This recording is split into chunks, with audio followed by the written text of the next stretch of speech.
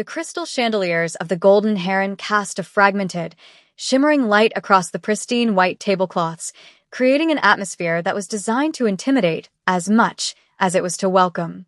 For Minho, a man whose reputation in the city's underbelly was whispered with a mixture of reverence and terror, this opulence was nothing more than a stage set.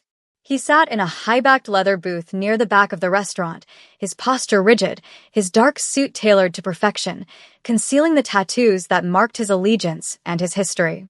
He checked his watch, a heavy platinum piece that cost more than most people earned in a year, and his jaw tightened. He knew exactly what this was. His lieutenants, a group of ambitious young men who mistook cruelty for strength, had organized this lunch under the guise of expanding social horizons, but Minho knew the truth. It was a test, a prank, a way to see if the stoic boss would crack when presented with a situation they deemed humiliating. They were watching from the bar area, their laughter barely suppressed behind crystal tumblers of whiskey, waiting for the woman they had selected to walk through the doors. They expected him to be angry, to storm out, or perhaps to mock the date to maintain his hard-edged persona. Minho took a sip of water, his eyes scanning the entrance. He had spent a lifetime reading people, predicting their movements before they made them, and he was tired. He was tired of the posturing, tired of the violence, and tired of the shallow loyalty of men who only followed him out of fear. He expected a woman who was perhaps loud, or someone they had paid to be obnoxious, someone designed to clash with the refined atmosphere of the French restaurant. The heavy oak doors swung open, and the hush that fell over the front of the house was palpable. It wasn't the silence of awe that usually accompanied a celebrity. It was the judgmental silence of the elite assessing an outsider. Standing there, clutching a modest purse with white-knuckled tension, was Jasmine. She was not the caricature his men had likely promised. She was a slightly plus-sized African-American woman, wearing a simple, beige dress that fell to her knees. It was a dress bought from a department store rack, sensible and neat, but it looked like burlap next to the silk and satin of the other patrons. She hesitated at the maitre d's podium, her eyes wide and darting around the room like a deer that had wandered into a wolf's den. From his vantage point, Minho saw not just her appearance, but her spirit. He saw the way she smoothed the fabric of her dress, a nervous tick that betrayed her terrifying anxiety. He saw the way she took a deep breath, steeling herself against the invisible waves of judgment rolling off the nearby tables. His men at the bar were nudging each other, covering their mouths to hide their snickers. They saw a punchline.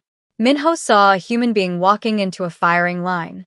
He felt a sudden, sharp spike of anger, not at the woman, but at the world that made her feel so small before she had even spoken a word. He watched as the maitre d', a man with a nose so upturned he seemed to be inspecting the ceiling, looked at her reservation name on his tablet with a sneer. Jasmine whispered something, pointing toward Minho's table. The maitre d' sighed, a theatrical gesture of long-suffering patience, and began to lead her through the maze of tables. Minho did not look away. He kept his gaze fixed on her, his face unreadable, waiting to see if she would run or if she would walk the gauntlet. As Jasmine navigated the space between the tables, she felt the weight of 100 eyes pressing against her skin. The restaurant smelled of expensive truffle oil and old money, a scent that made her feel nauseous with insecurity. She had almost canceled this date 3 times that morning. Her friends had told her she was crazy to accept a blind date at such a high-end place, especially one set up through a friend of a friend she barely knew. But there was a part of her, a small, hopeful ember buried deep beneath layers of self-doubt, that wanted to believe in fairy tales. She wanted to believe that maybe, just maybe, she deserved a seat at the table. However, as she passed a table of socialites who fell silent and tracked her movement with critical gazes, that hope began to curdle into shame. She felt too large for the narrow gaps between the chairs. She felt the fabric of her beige dress pulling tight, and she imagined seams bursting, a nightmare scenario playing out in her head. She spotted him then. Minho. He was terrifyingly handsome, with sharp cheekbones and eyes that seemed to hold a darkness she couldn't quite place. He looked like a statue carved from obsidian and ice. Panic flared in her chest. This man was out of her league. He was out of her universe. She slowed her pace, her heart hammering against her ribs like a trapped bird. Surely there was a mistake.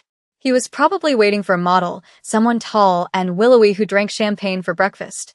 Jasmine looked toward the exit, the instinct to flee nearly overwhelming her legs.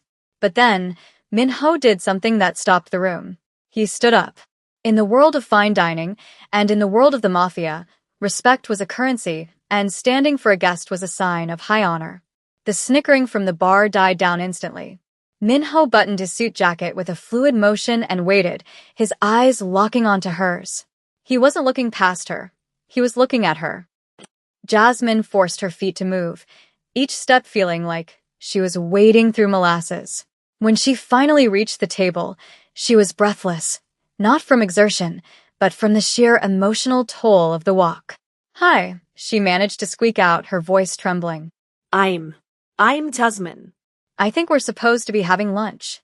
She braced herself for the rejection, for the look of disappointment, for the excuse that he had an emergency phone call. Instead, Minho nodded, a slight bow of his head that was culturally ingrained but deeply personal in this moment. "I am Minho," he said, his voice a low baritone that seemed to vibrate through the table. "Please sit." He gestured to the chair opposite him. He didn't wait for the waiter to pull it out. He reached over and adjusted the chair for her himself. As she sat, she felt the plush leather swallow her, offering a momentary comfort.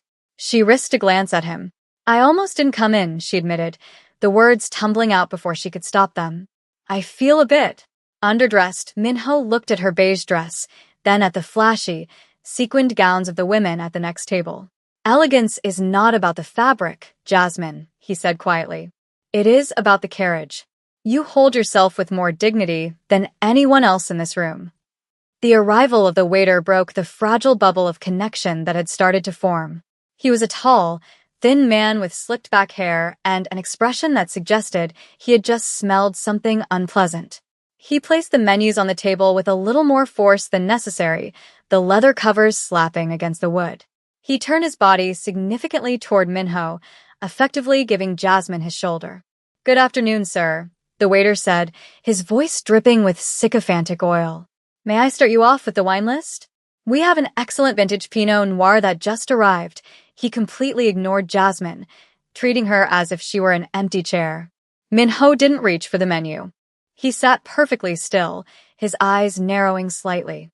"My guest," Minho said, his voice dropping an octave, becoming dangerously quiet, "has not been greeted." The waiter blinked, flustered, and turned halfway toward Jasmine, offering a tight, fake smile that didn't reach his eyes. Yes. "And for the lady." Jasmine felt the heat rising in her cheeks. She picked up the menu, trying to hide behind it. The prices were astronomical. A simple appetizer cost more than her weekly grocery budget. She scanned the list, her eyes blurring. I'll just have the garden salad, please," she whispered, trying to make herself as small and inexpensive as possible. The waiter let out a short, sharp breath, a scoff disguised as a cough. "A sensible choice," the waiter said, his tone dripping with condescension. "Perhaps with the dressing on the side? To keep it light." The implication hung in the air, heavy and toxic. He was mocking her weight, openly and cruelly, under the guise of service. Jasmine's grip on the menu tightened, her knuckles turning ashen. She wanted to disappear. She wanted the floor to open up and swallow her whole. She looked down at her lap, blinking back the tears that were threatening to spill. "No," Minho said. The word cracked like a whip. The waiter froze. Minho slowly closed his menu and placed it on the table. "She will not have the salad. And she will not have the dressing on the side." He leaned forward, his dark eyes boring into the waiter's soul. "We will have the chef's tasting menu. The full 7 courses. With the wine pairing," the waiter stammered. "Sir, that is a very substantial amount of food." Minho's hand moved on the table, a subtle twitch that his enemies knew meant violence was imminent, though here it was restrained civility. "Are you implying my guest cannot enjoy a meal? Or are you implying that your kitchen is incapable of serving us?" The waiter went pale. "No, sir. Of course not, sir." Minho held the waiter's gaze, his silence far more terrifying than any shout. "Bring the wine list," Minho commanded, dismissing the man with a wave of his hand. As the waiter scurried away, his arrogance punctured by fear, the atmosphere at the table shifted. Jasmine let out a breath she felt she had been holding for 20 years. She looked at Minho, really looked at him, searching for the mockery she was used to finding in men's eyes. She found none. Instead, she found a strange, mirrored weariness. "You didn't have to do that," she said softly, her hands unclenching from the napkin. "I'm used to it. People like him. They just see what they want to see." Minho reached for his water glass, the crystal catching the ambient light. "That is exactly why I had to do it," he replied. "Disrespect flourishes in the dark. When you shine a light on it, it withers." He paused, looking at the scars on his knuckles, remnants of a life she couldn't possibly imagine. "Besides," he added, his voice softening, "I suspect you have fought enough battles alone. Tonight, you do not have to." The arrival of the first course brought with it a sensory shift that seemed to insulate them from the rest of the restaurant. The plates were works of art, delicate arrangements of scallop and foam that looked too beautiful to destroy with a fork. Jasmine hesitated, her insecurity flaring again as she looked at the array of silverware flanking her plate. She felt the familiar prickle of panic, the fear of using the wrong fork and confirming everyone's bias that she didn't belong. Minho, sensing her hesitation without looking up, picked up the outermost fork. He didn't make a show of it. He simply began to eat, signaling the correct path without a word of instruction. Jasmine followed his lead, the first bite melting on her tongue, a burst of flavor that was startlingly intense. As the meal progressed, the tension in her shoulders began to dissolve. They spoke, tentatively at first, about safe subjects: the weather, the city, the food. But the artificiality of small talk quickly eroded under the weight of the genuine curiosity they felt for one another. Jasmine found herself talking about her job as a pediatric nurse, about the children who didn't care what she looked like, only that her hands were gentle and her voice was kind. She spoke of the exhaustion of caring, of the emotional toll of holding space for others' pain while often having no one to hold hers. Minho listened with an intensity that was disarming. He was a man who was used to people talking at him, pleading, bargaining, lying, but rarely did anyone talk to him with such unvarnished honesty. He found himself sharing fragments of his own truth, carefully edited but emotionally resonant. He spoke of the burden of expectation, of being born into a life where weakness was a death sentence. "I am surrounded by people," Minho said, tracing the rim of his wine glass, "yet I have never felt more isolated than when I am in a room full of my friends." He glanced toward the bar, where his lieutenants were still watching, though their laughter had died down, replaced by confused whispering. They couldn't understand why their boss was engaging so deeply with the woman they had meant to be a punchline. "We are both judged for our exteriors," Minho continued, his eyes returning to Jasmine. "They see you and assume you are weak or undisciplined. They see me and assume I am a monster or a king. Neither of them bothers to check if there is a person breathing underneath." Jasmine felt a lump form in her throat. It was the first time a man had ever equated his struggle with hers, validating her pain rather than dismissing it. "It's heavy armor to wear," she whispered. "It gets so heavy," Minho nodded slowly. Yes. "But tonight, perhaps we can set it down." The spell of the evening was fragile, held together by the thin thread of their growing connection, and it was about to be shattered. From the bar area, Dae-young, the ringleader of the prank and Minho's second-in-command, watched with growing irritation. The joke was supposed to be over by now. Minho was supposed to have made an excuse and left, or, at the very least, he should be sitting there in stony silence, enduring the humiliation. Instead, he looked engaged. He looked Human. This did not sit well with Dae-young, whose entire worldview relied on the hierarchy of dominance and superficial power. He downed the last of his whiskey, the amber liquid fueling his bravado, and slammed the glass onto the bar. "He's losing it," Dae-young muttered to the others. "He's actually entertaining her." "It's embarrassing." He adjusted his silk tie, smoothed back his hair, and decided to intervene. He would force the issue. He would remind Minho of who he was and, more importantly, remind Jasmine of who she wasn't. Dae-young strode across the dining room floor, his gait arrogant and claiming space. The sound of his heavy footsteps approached their table like a gathering storm. Jasmine felt the shift in energy before she saw him. Minho's face, which had been open and relaxed, suddenly hardened into a mask of granite. Dae-young stopped right at the edge of their table, looming over Jasmine, ignoring her presence entirely to address Minho. "Boss," Dae-young said, his voice loud enough to carry to the surrounding tables.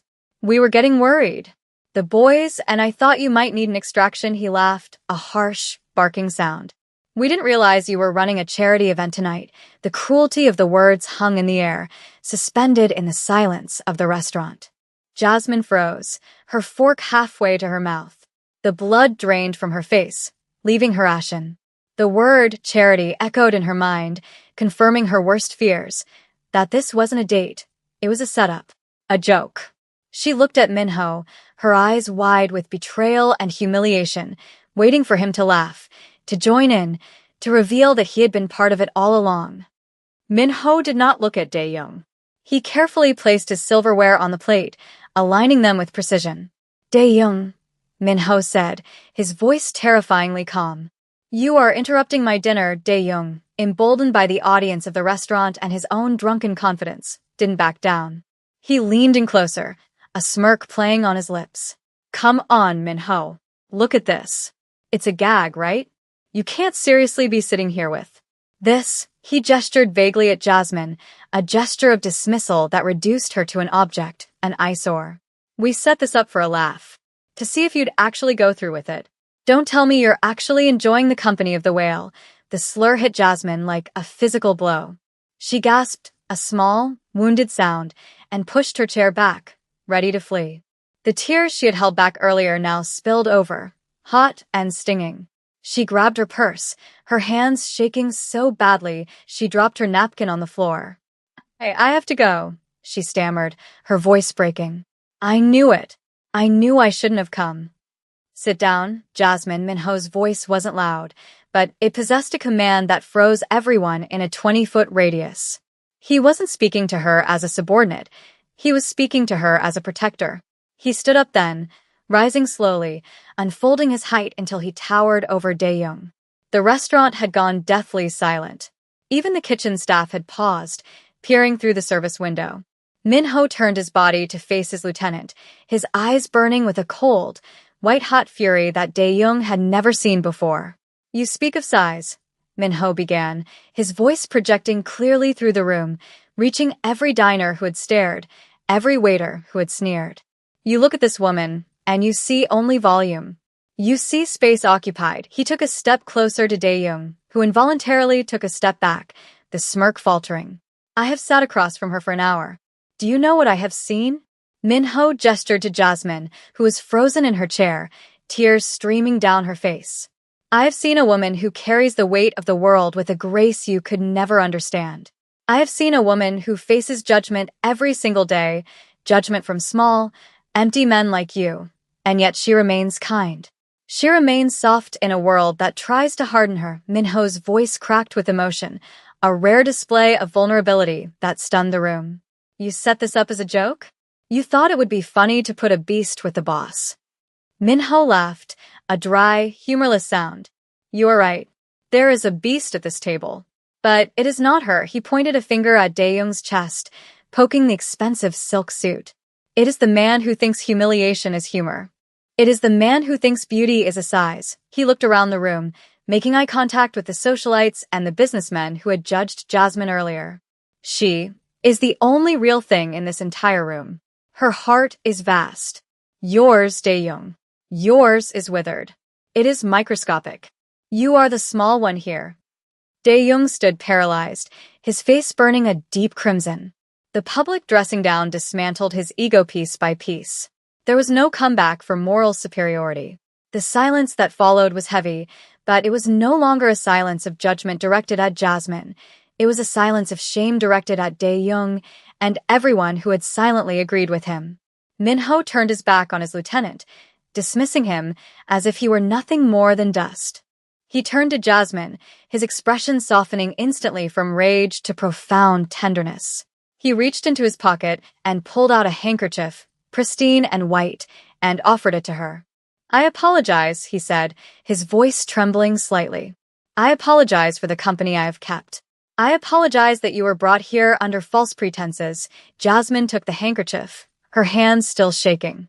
She looked up at him, and she saw tears in his eyes too. But I am not sorry I met you, Minho continued. In a life filled with lies, you are the most beautiful truth I have ever encountered. Jasmine dabbed at her eyes, her heart swelling with a mixture of pain and incredible relief. The waiter, the one who had been so cruel earlier, approached the table. He looked terrified, his hands wringing together. Sir. Madam, he stammered, his eyes fixed on the floor. The management would like to offer the meal on the house. And. I am deeply sorry. Minho didn't even look at him. We do not need your charity, Minho said, throwing a stack of bills onto the table, far more than the meal cost. We are leaving, he extended his hand to Jasmine. Shall we? It wasn't a command. It was an invitation. Jasmine looked at his hand, the scarred knuckles, the strong fingers. She looked at the door, and then at the people watching them. She realized she didn't care about their judgment anymore. For the first time in her life, the staring eyes didn't feel like spotlights of shame. They felt like an audience witnessing her vindication. She reached out and placed her hand in his. His grip was firm, warm, and incredibly grounding. It was an anchor in the storm. As she stood up, she didn't smooth her dress. She didn't hunch her shoulders. She stood at her full height, lifting her chin. Together, they walked through the restaurant, navigating the maze of tables not as intruders, but as royalty leaving a court that was unworthy of them. The silence stretched out, unbroken by even the clink of silverware. The socialites who had whispered, the businessmen who had sneered, they all looked down at their plates, unable to meet the gaze of the couple passing by. Dae-young was still standing by the table, diminished and small, a man who had tried to wield humiliation as a weapon and found himself cut by the blade of his own cruelty. They passed him without a glance, leaving him in the wreckage of his failed prank. When the heavy oak doors swung shut behind them, cutting off the scent of truffle oil and the stifling atmosphere of the Golden Heron, the cool evening air hit their faces like a benediction. The street outside was bathed in the amber glow of city streetlights, the noise of traffic a welcome chaotic hum after the suffocating quiet of the restaurant. They walked a few paces away from the entrance before stopping. The valet stepped forward, holding the keys to Minho's sleek black sedan, but Minho shook his head. Not yet, he said softly. He turned to Jasmine, his demeanor shifting from the fierce protector back to the man who was simply trying to figure out his own heart. The adrenaline that had sustained them inside began to ebb, replaced by a raw, vibrating intimacy. Jasmine looked up at him, the streetlights reflecting in her eyes, which were still shimmering with unshed tears. You really meant what you said? She asked, her voice barely a whisper. About seeing me? It was the question of a woman who had been conditioned to believe she was invisible, or worse, an eyesore. Minho reached out, his fingers brushing a stray lock of hair from her forehead with a tenderness that defied his violent reputation. I have never meant anything more, he replied. In my world, Jasmine, everyone wears a mask. They pretend to be brave, they pretend to be loyal. Tonight, you are the only one who is brave enough to be yourself. That is a kind of beauty that makes everything else look cheap. I'm usually the punchline, Jasmine admitted, leaning against the stone railing that lined the sidewalk, looking out at the passing cars. I've spent my whole life trying to shrink, trying to take up less space so people wouldn't be offended by my existence. But tonight, when you stood up, she choked back a sob, a happy one this time. I felt like I was worth defending. Minho moved to stand beside her, looking out at the city skyline. You are worth defending, he said firmly. And you should never shrink. You should expand.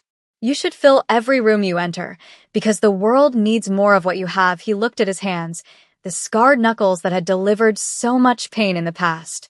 I have spent my life taking up space through fear. I make people small so I can feel big. Tonight, for the first time, I wanted to be big for the right reason. To protect something precious, he turned to her, a small, crooked smile touching his lips. And I am still hungry. That foam and scallop.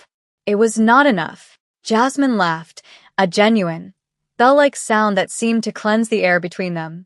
I'm starving, she confessed. I was too nervous to eat all day. Minho offered his arm, a gentlemanly gesture that felt entirely natural now. I know a place, he said. It is not 5 stars. There are no chandeliers. But the grandmother who runs it makes a kimchi stew that will heal your soul. Jasmine took his arm, feeling the solid muscle beneath the expensive suit fabric. That sounds perfect, she said. They began to walk down the city street, away from the district of high-end pretension and toward the vibrant, beating heart of the city. As they walked, the distance between them closed. They weren't just a mafia boss and a nurse anymore. They were 2 souls who had found a strange, unexpected refuge in each other.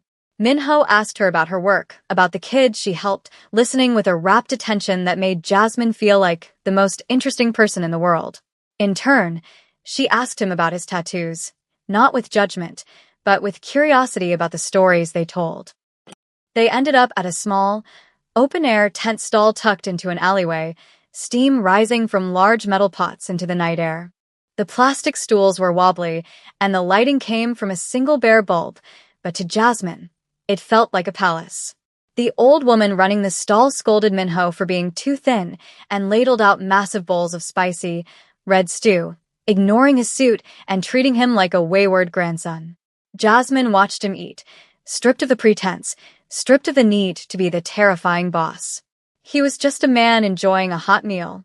She realized then that the beast the world saw was just a costume he wore for survival, much like the beige dress was hers.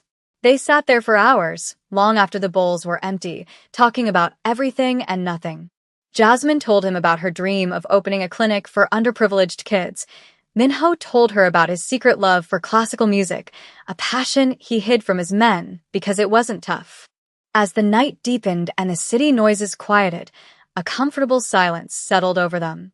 It wasn't the awkward silence of the blind date's beginning, nor the tense silence of the confrontation.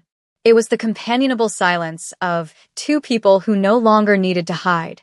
Minho looked at Jasmine, the harsh fluorescent light of the stall softening her features.